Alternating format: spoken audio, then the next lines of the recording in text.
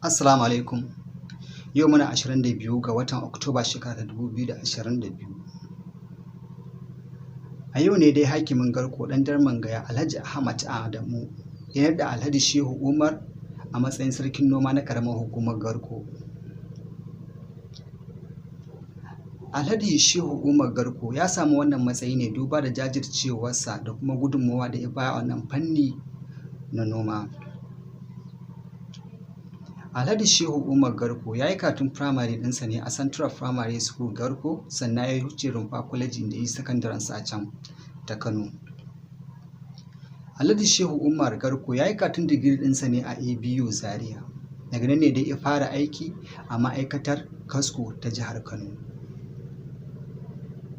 A wannan ma'aikata ta Kasko da ke jihar Kano, duba da jajircewarsa ne aka ba shi matsayin Zonal Controller na Kano ta Kudu.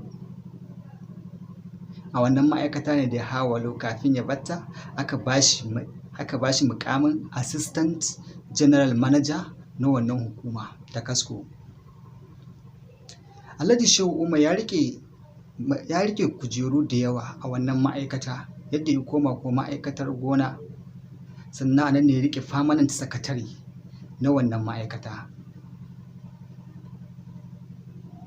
A yayin wannan naɗi ne ya samu rakiyar dubbannin ɗaruruwan mutane daga sassa daban-daban na ƙaramar hukumar Garko da ma maƙwabtan ƙananan hukumominmu kamar Rano, Kibiya, Sumaila da Wudil. Alhaji Shehu Umar ya miƙa godiya ga hakimin Garko Alhaji Ahmad Adamu da wannan kujera da ya bashi.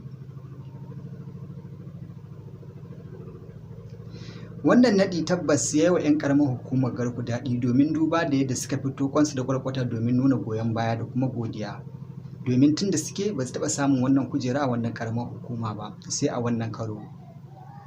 Wannan dalilin ne isa mutanen ƙaramar hukumar Garko suka wuni cikin farin ciki da kuma yin wasu abubuwa na bukukuwa domin taya shi murna.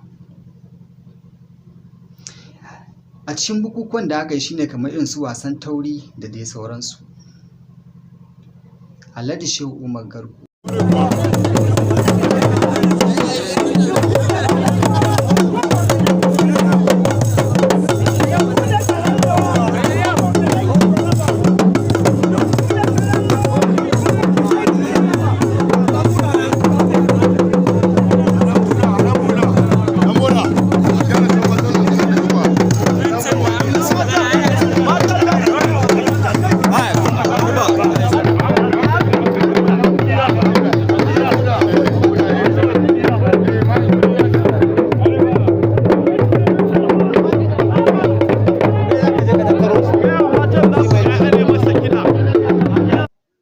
Lokacin wannan naɗi ne Suleiman Ibrahim ya nuna goyon bayansa da kuma godiya ga hakimin Garko Alhaji Ahmad Adamu da ba da wannan kujera ga wannan jarumin bawan Allah Alhaji Shehu Umar Garko.